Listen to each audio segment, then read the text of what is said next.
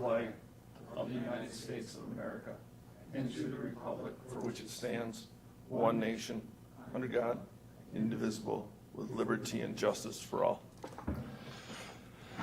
Next on our agenda, we have public comment. I don't see any public present. Do we have anybody online that wishes to provide public comment? With that, I will close public comment. Move on to item 4, approval of September 12th, 2024, Infrastructure Committee meeting minutes. What is your pleasure? I'll make a motion to approve. We have a motion by Jensen, a second by Gisselman. Any further questions, comments on the September 12th meeting minutes? Hearing and seeing none, all those in favor signify by saying aye. Aye. And anybody opposed? All right, motion passes 4-0. We are on to item 5, policy issues, discussion, potential committee determination. A, discussion regarding 2025 annual budget development and policy recommendations from the committee, including review of the mandatory discretionary program document and discussion of rates and fees. Thank you, Mr. Chair. If it's okay with the committee and with you, Mr. Chair, I'd like to kind of take item 5A and item 7A together. Really, the item under 5A is to allow for continued discussion at this committee, which you've had for the last several months, about providing any direction or asking any questions relative to programs that are operated by any of the county departments that are underneath the purview of this committee, which really leads into my very brief presentation under item 7A, just to give you a quick overview of where we are in terms of the budget. I still have a great deal of work to do with my team, but things are moving along well. I'll give you a very quick overview of what to expect. I'm not going to give you numbers because we're still, again, finalizing that, but the direction that we received, that I have received in my charge to put together a proposed budget, is really driven by a couple of things. It's really the conversations you've had at this committee and that we've had at the full board about those 3 questions that we referred to. What programs or services do you provide, at what level and at what cost? And then also the budget priorities and guidelines document that was approved by the county board, as well as the budget assumptions. So based on all those things, what I can tell you about as it relates to the committees that, or the departments and entities that you interface with on this committee, it's very similar to the presentation I'm going to give at all the committees. It's largely a status quo budget. There weren't any programs that were considered or recommended by any of the standing committees that I would say are very novel or new, something that we're fundamentally not doing. And likewise, there certainly was no direction to, hey, we want you to stop doing something or drop a service level in some area. We had a couple of areas at other standing committees where there were small service level increases. 2 very quickly. One was beach testing, water testing at the health department, expanding that program. It was a very substantial increase of cost of about $12,000 annually.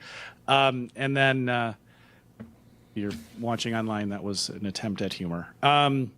So we had that expansion, as well as some work associated with a grant where we would be a subrecipient, essentially, from a grant that the city received for lead mitigation, and the health department would perform that. But apart from that, really the budget is very status quo. So specifically with respect to the committees that go through and come report to this body, I'll tell you with respect to to CCIT, we just approved their budget. I serve on the CCIT board. There's a slight increase in overall cost, but again, it's largely a status quo budget. We're always looking to be more efficient and as efficient as we can in delivering IT services to the partners, city, county, and North Central Healthcare. Airport, very short presentation. They're not asking for any levy, just like they haven't for the last several years. I do think that at some point, having additional presentations from the airport director and the airport board about kind of their financial strategy, particularly post-COVID, post-pandemic, would be helpful, because there is a very deliberate, very intentional strategy that there are some underlying assumptions I think that we should all just be aware of relative to those financials. But in terms of their budget this year, again, no levy request. The department you hear most from, the department with the two gentlemen that sit to my left. Highway, couple key features. The direction that the county board gave relative to budget priorities and guidelines.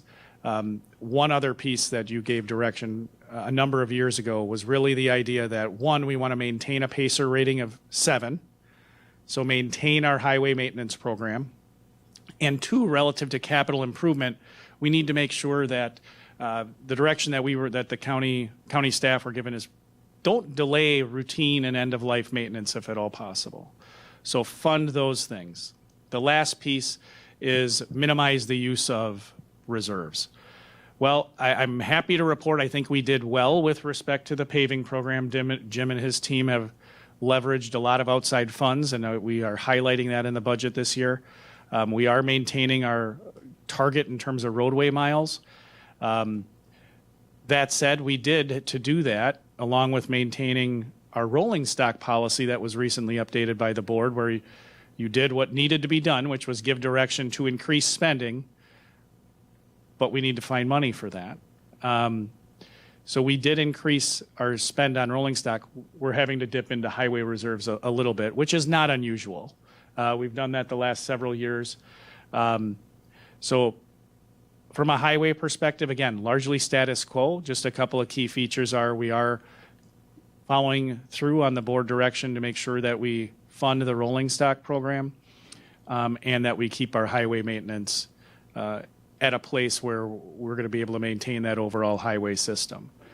So that's the kind of general overview. I will just also say, I said it yesterday at the what committee was that? Health and Human Services Committee. Levy limits are having, and you'll hear this in future presentations, levy limits are really having a substantial impact on county operations. Jim and I had this conversation earlier this week. We have, for the last several years, seen substantial increases in equalized value, which drives the tax rate down. However, our net new construction, while still strong relative to a lot of other counties, falls far short of the cost to continue budgets. So I know I've taken years off Jim's life and other department heads by saying, hey, you need to come in flat on operations. The last 4 years, that's been my direction. That is not sustainable.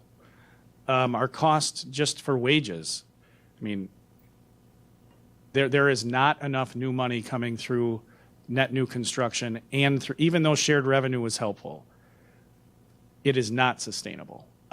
This year's budget, I'm confident. I said I wasn't going to talk numbers with you. I think we're going to present to you a budget that certainly from the staff perspective we're very proud of. It's going to have a substantial decrease in tax rate.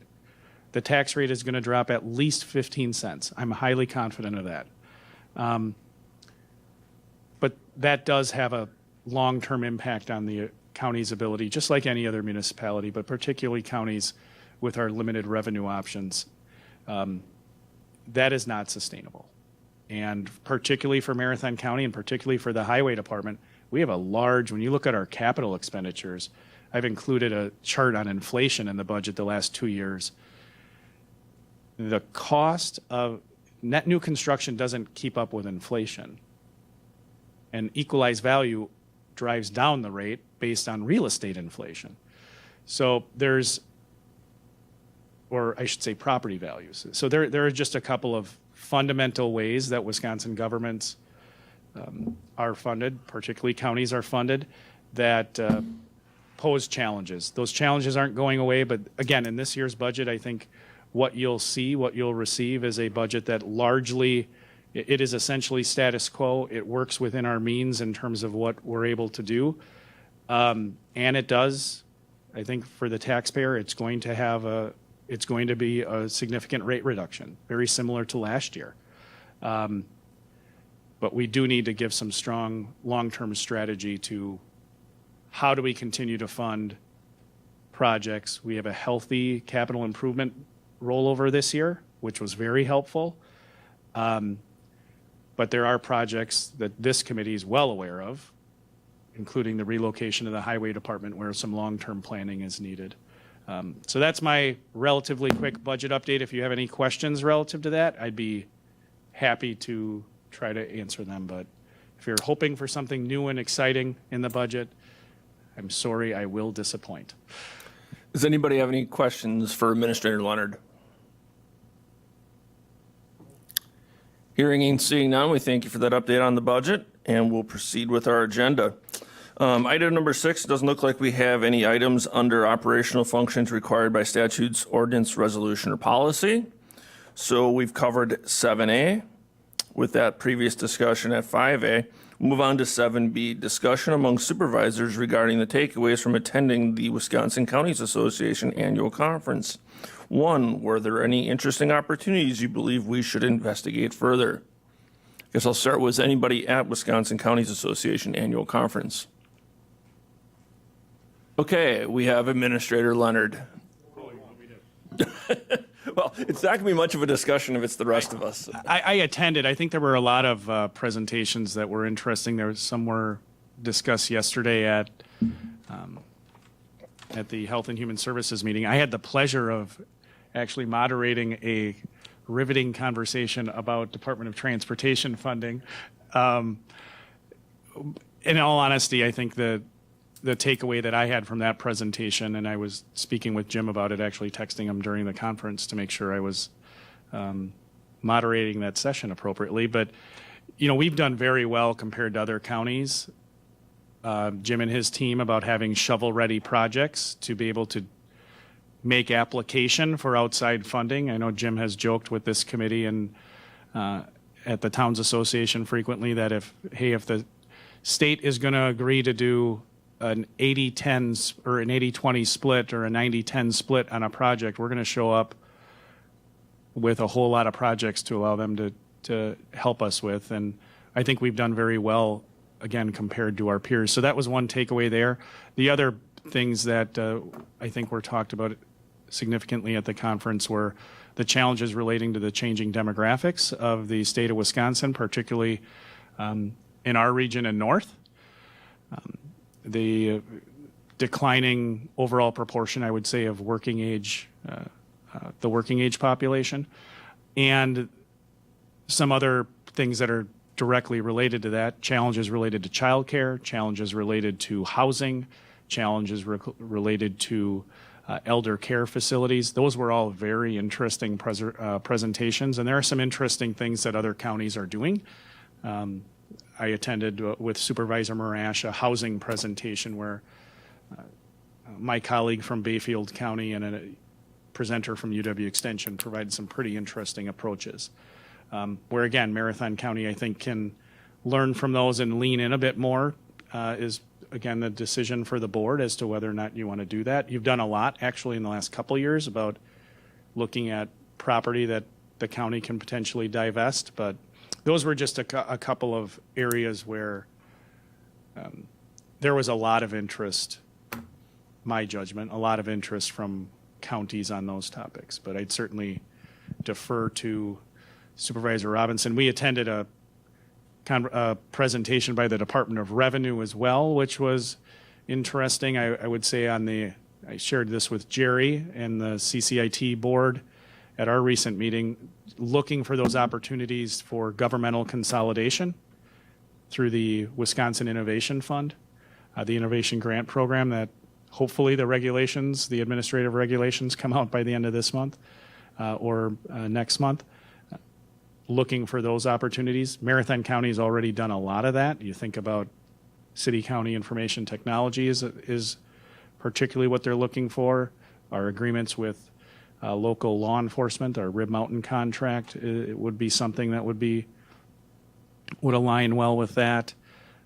Our agreement with North Central, or our intergovernmental agreement with Lincoln and Langlade counties that creates North Central Healthcare.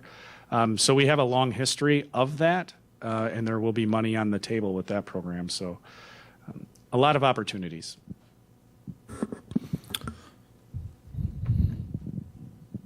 Go ahead. Well, I was impressed with the appearance of Abe Lincoln on stage for a discussion with Mark O'Connell. But I attended sessions on the role of constitutional officers. I tried to look at it from the perspective of the HR or finance perspective. Also one on the PFAS crisis with an update from the DNR about some of the trends and regulations and funding. Again, the Department of Revenue, news, the innovation grants, I think is interesting. There was another one on selling tax deed lands in light of some of the Supreme Court and recent changes, some of the requirements and opportunities and notices, and we're in the process of looking at our process of both taking the lands through NREM and other processes and in the sale. There was one on cyber incidents, exploring county response teams and how to respond to cyber attacks, and a good number of governments have been attacked and looked for ransom payments. And then there was a deep dive on court funding, where they were talking about the relationship between the state and the counties relative to court funding and disproportionate share of the fees, fines, and forfeitures that go to the state relative to the county, and the counties have a significant portion of the cost, and that will be one of the primary initiatives of the Wisconsin counties is to receive or try to get some reform of the funding for our courts, which are a state required mandate on local counties. We provide the services in the courtrooms and collect the fees, and a lot more can be done. Thank you. Any other discussion on the Counties Association Annual Conference? Hearing none. Randy, I got a couple comments. Yeah, go ahead. Yeah, so I just want to say I also attended the convention last week and sat in on the internal revenue session with Lance and John. That was very informative. I mean, Lance kind of hit it right on the head with all the opportunities that we have that are available and some other things we may be able to look into. I also sat in on the stewardship one that John had mentioned. The other one that I did attend that nobody else mentioned yet, that was a lot about the airport. And I think that, I'm not sure how to relay any of those concepts that I had learned from that meeting, but how we can apply that. Please walk to the nearest exit and exit the building. Do not use the elevators. So, Chris, we've got a fire alarm going off. We're going to take a recess. Please walk to the nearest exit and exit. Yeah, just text me when you get back.